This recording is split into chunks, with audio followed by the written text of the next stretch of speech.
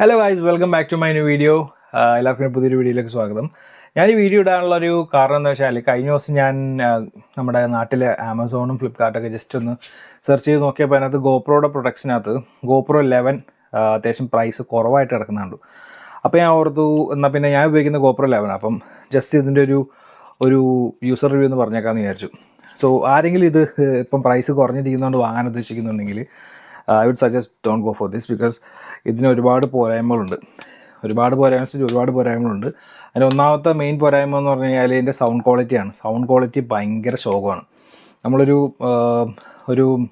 പുറത്തുള്ളൊരു സ്ഥലത്തൊക്കെ പോയി നമ്മൾ ഷൂട്ട് ചെയ്യുവാണെങ്കിൽ സൗണ്ട് ക്വാളിറ്റി ഭയങ്കര മോശമായിരിക്കും, നമുക്കൊന്നും കേൾക്കാൻ പറ്റത്തില്ല.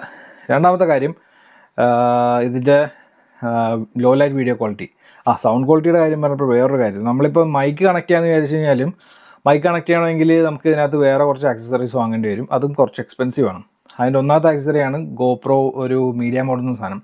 ആ മീഡിയ മോഡ് നമ്മൾ ഇതിൻ്റെ മേളിൽ കൂടെ ഫിറ്റ് ചെയ്തിട്ട് വേണം അതിനകത്ത് നമ്മൾ മൈക്ക് കണക്ട് ചെയ്യാൻ. അത് മീഡിയ മോഡ് അത്യാവശ്യം എക്സ്പെൻസീവ് ആണ്, ഏകദേശം ഒരു 7,000 രൂപ 8,000 രൂപയോളം വരുന്നുണ്ട്.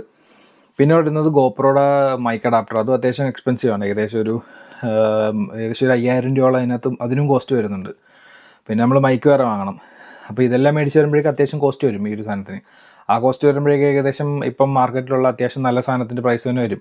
ഇപ്പോൾ ഗോപ്രോ 13 ആണെങ്കിലും അതിനകത്ത് ബ്ലൂടൂത്തും കാര്യങ്ങളൊക്കെ ഉണ്ട്. നമുക്ക് മൈക്കൊക്കെ ബ്ലൂടൂത്ത് വഴി തന്നെ പെട്ടെന്ന് തന്നെ കണക്ട് ചെയ്യാൻ പറ്റും. അല്ലെങ്കിൽ വീട്ടിൽ DJIയുടെ ആക്ഷൻ 5 Pro ഉണ്ട്, അതാണെങ്കിലും അത്യാവശ്യം പെട്ടെന്ന് തന്നെ നമുക്ക് കണക്ട് ചെയ്യാൻ പറ്റും മൈക്കും കാര്യങ്ങളൊക്കെ. അതിന് വേറെ ആക്സസറീസൊന്നും വേണ്ട. പിന്നെ രണ്ടാമത്തെ കാര്യം എന്ന് വെച്ച് കഴിഞ്ഞാൽ, ഇതിന് ലോ ലൈറ്റ് പെർഫോമൻസ് ഭയങ്കര മോശമാണ്. നമ്മളൊരു സന്ധ്യ നേരത്തൊക്കെ അത്യാവശ്യം ഒരു ബ്ലോഗൊക്കെ ഇങ്ങനെ എടുക്കാമെന്ന് വിചാരിച്ചു കഴിഞ്ഞാൽ സാധനം ഒന്നും കാണുന്നില്ല. അത് ഭയങ്കര ശോകമായിട്ടുള്ളൊരു ലോ ലൈറ്റ് എക്സ്പീരിയൻസ് ആണ് ഇതിനകത്തുള്ളത്.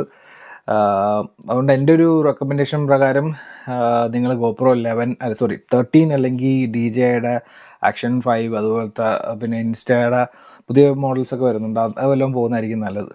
ഗോപ്രോ 11 പോകരുത്, ഭയങ്കര ശോകമാണ്. ജസ്റ്റ് അതിനെക്കുറിച്ച് പറയാമെന്ന് വിചാരിച്ചു. ബൈ.